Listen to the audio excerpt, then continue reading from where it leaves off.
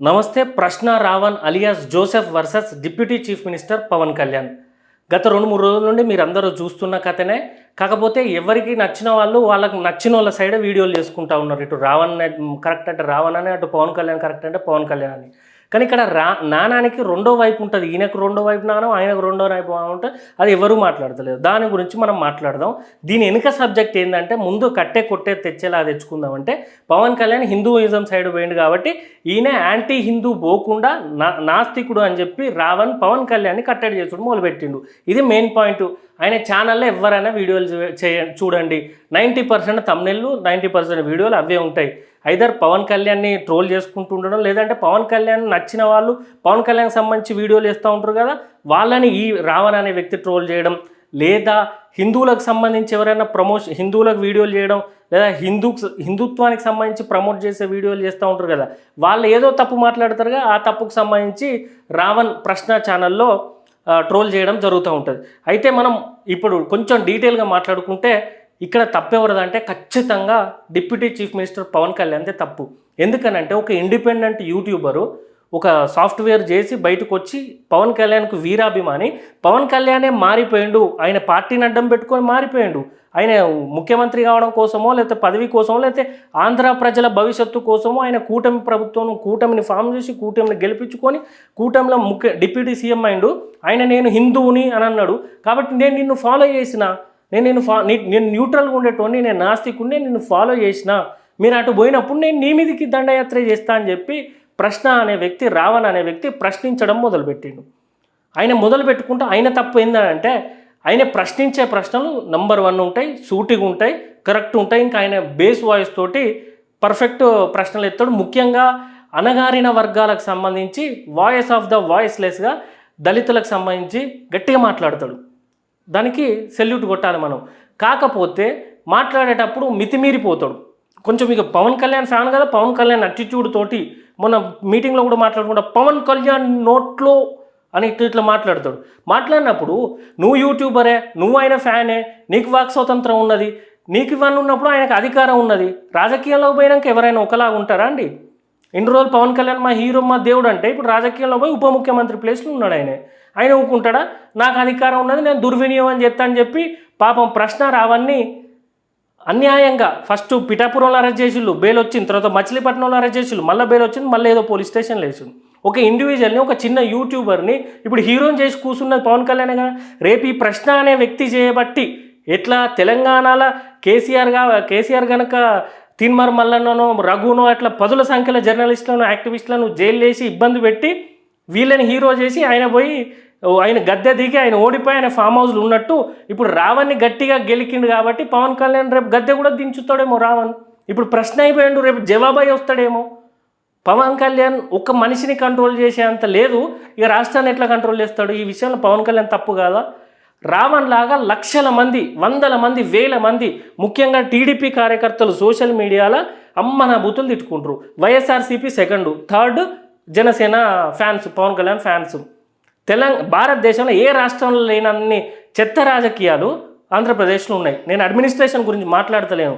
ఈ కార్యకర్తల దాడి, fan wars, Twitter wars, first వీళ్ళని కంట్రోల్ చేయాలి పవన్ కళ్యాణ్. ఈయన ఒక్కరిని అరెస్ట్ చేసినావు, మరి నీ పార్టీలో ఈయనలాగా వేరే పార్టీ వాళ్ళని ప్రశ్నించేటోళ్ళనో లేదా బూతులు తిట్టేటోళ్ళనో అట్లా అందరిని అరెస్ట్ చేయి. నువ్వు కొత్త చట్టాలు తీసుకొని వచ్చినావు కదా. ఫస్ట్ ఆ చట్టాలతోటి టీడీపీలో ఉండే గుండాలు ఉంటారు కదా, సోషల్ మీడియా గుండాలు, వాళ్ళను, వైఎస్ఆర్సీపీలో ఉండే వాళ్ళను, నీ పార్టీలో ఉండే వాళ్ళందరినీ తీసి బొక్కలే, వాళ్ళందరి మీద కేసులు ఫైల్ చేయి.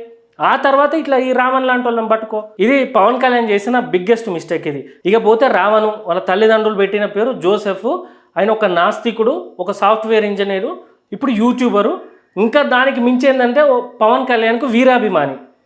సో పవన్ కళ్యాణ్ ఏ ముహూర్తానైతే కూటమితోటి చేతులు కూర్చి, బీజేపీతోటి చేతులు కూర్చి నేను సనాతని, నేను ప్యూర్ హిందువునా అని చెప్పుకోవడం మొదలుపెట్టిండో, రావణ్ హట్ అయ్యిండు. మేము న్యూట్రల్గా ఉంటాడు అనుకున్నాం, మీరు ఇటు మారేలు కదా, నేను ఇట్లా మారుతా అని చెప్పి అప్పటి నుండి ఆయన ఛానల్ చూసిన వాళ్ళందరికీ అర్థమవుతుంది. ఆ ఛానల్ మీరు కూడా చూడండి, యాంటీ హిందూ లాగా అనిపిస్తుంది. పూర్తిగా చేయడు, చాలా చాకచక్యంగా, డైరెక్ట్గా కాకుండా ఇండైరెక్ట్గా ఉంటాయి. ఐదర్ పవన్ కళ్యాణ్ని ట్రోల్ చేయడం, లేదా పవన్ కళ్యాణ్ ప్రమోట్ చేసే హిందుత్వాన్ని ట్రోల్ చేయడం, అట్లా యూట్యూబర్లు హిందుత్వకు సంబంధించి చేసే యూట్యూబర్లు ఉంటారు కదా, స్ట్రింగ్ వినోద్ అని ఉంటాడు, ఆయన నెత్తిల కాండం పెట్టి ఈయన ఛానల్లో తమ్నైల్ ఉంటుంది. ఈయన చేసే టీఎంస్ ఒక్కగలవు. ఎవరికైనా మాట్లాడే స్వేచ్ఛ ఉంటుంది. ఎవరు ఏ మతాన్నైనా మాట్లాడుకోవచ్చు. నాస్తికత్వం, ఆస్తికత్వం, హిందూ, యాంటీ హిందూ, ఇవన్నీ మనం పుట్టక ముందు ముత్తాతలు పుట్టక ముందు నుండి ఉన్నాయి. ఏదో ఈ రోజే హిందుత్వం, ఈ రోజే క్రిస్టియానిటీ, ఈ రోజే రాజకీయం పుట్టినట్టు నేను హీరో అంటే నేను హీరో అన్నట్టు ఈయన మాట్లాడి టార్గెట్ చేసే విధంగా మాట్లాడినాక ఏ డిప్యూటీ సీఎం హోదాలన్న రాజకీయ నాయకులు ఎవరు ఊరుకుంటారు? ఆయన చేతులున్న అధికారాన్ని ఆయన దుర్వినియోగం చేసుకున్నాడు. ఈయన వాక్ స్వాతంత్రాన్ని ఈయన లిమిట్ దాటి బూతులు మాట్లాడే విధంగా చాలా అగ్రెసివ్గా ఇండైరెక్ట్గా మాట్లాడినాక నీది నువ్వు దుర్వినియోగం చేస్తే ఆయన దుర్వినియోగం చేసిండు. ఇక్కడ ఈయన ప్రశ్నించేది తప్పు కాదు, ఆయన మొత్తం తప్పే. పవన్ కళ్యాణ్ అధికార దుర్వినియోగం తప్పు 100%. ఈయన మాట్లాడేటప్పుడు అసలే ఈయన యూట్యూబరు, ఈయన మాట్లాడేటప్పుడు ఒక లిమిట్లో మాట్లాడాలి కదా. అందరికీ వాక్ స్వతంత్రం ఉన్నది, దానికి తగ్గట్టే మాట్లాడాలి. బయటికి పోయి బూతులు మాట్లాడితే ఎవరు ఊరుకుంటారు? నీకు అంతగానం మాట్లాడాలనిపిస్తే నువ్వు పోయి కండువా వేసుకో, వైఎస్ఆర్సీపీ కండువా వేసుకో, లేకపోతే టీడీపీ కండువా వేసుకో. పవన్ కళ్యాణ్ని రాజకీయంగా క్లోజ్ చేయాలంటే క్లోజ్ చేసుకో, అది నీకు రాజ్యాంగం కల్పించిన హక్కు. ఇంకా నువ్వు వైఎస్ఆర్సీపీ కండువా వేసుకుంటే చాలా బలం వస్తుంది. నువ్వు తొడగొట్టి పవన్ కళ్యాణ్ నెక్స్ట్ ఎలక్షన్లలో ఓడగొట్టవచ్చు. ఆ ఆప్షన్స్ ఉన్నాయి. నువ్వు ఇండివిజువల్గా ఎంతగానో పోరాడతావు. మళ్ళీ నీకేమన్నా నువ్వు అరెస్ట్ అయితే ఇక్కడ నువ్వు మాట్లాడే ప్రశ్నలు నువ్వు వేసే ప్రశ్నలు చాలా బాగుంటాయి కాబట్టి ఆ ప్రశ్నలు ఎటు పోతాయి. కాబట్టి నువ్వు ఒక పార్టీ కండు వేసుకో. ఆయన మరీ ముఖ్యంగా ఆడ పవన్ కళ్యాణ్ ఇండివిజువల్గా నీలాంటి యూట్యూబర్లను జర్నలిస్టులను తిట్టలే, టార్గెట్ చేయలే. ఆయనే రాజకీయ పార్టీకి ఏ పార్టీ అయితే అపోజ్ ఉన్నదో, అదే వైఎస్ఆర్సీపీ ఉన్నదో, ఆ వైఎస్ఆర్సీపీలో ఉన్న మినిస్టర్లు వీళ్ళ ఫ్యామిలీని టార్గెట్ చేస్తే ఈయన వాళ్ళని టార్గెట్ చేసుడు. ఆ వైఎస్ఆర్సీపీలో జగన్ ముఖ్యమంత్రి ఉన్నప్పుడు జగన్ని టార్గెట్ చేసిండు, కానీ ఈ ఇండివిజువల్గా టార్గెట్ చేయలే. నువ్వు పర్సన్ని ఇండివిజువల్గా టార్గెట్ చేస్తున్నావు. దీని అంత వెనకాల ప్రజలందరికీ తెలుసు.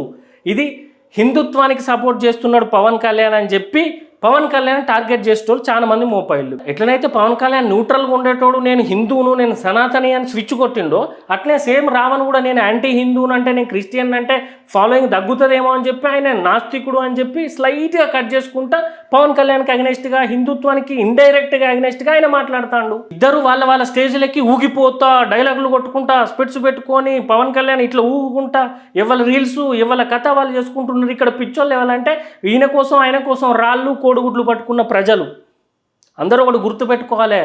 సమాజం ఇయ్యాల పుట్టింది నిన్న పుట్టింది కాదు. హిందుత్వం కానీ ఏదైనా నిన్న ఇయ్యాల వచ్చింది కాదు. రాజకీయం కూడా ఇయ్యాల నిన్న వచ్చింది కాదు. దేశంలో ఎన్నో ప్రాంతాలున్నాయి, ఎన్నో కల్చర్స్ ఉన్నాయి, ఎన్నో మతాలు ఉన్నాయి. ఇది నాదే గొప్ప అని ఇంత దిగజారిపోయి కొట్లాడుకుంటే ఎవ్వరికి ఉపయోగం ఉండదు.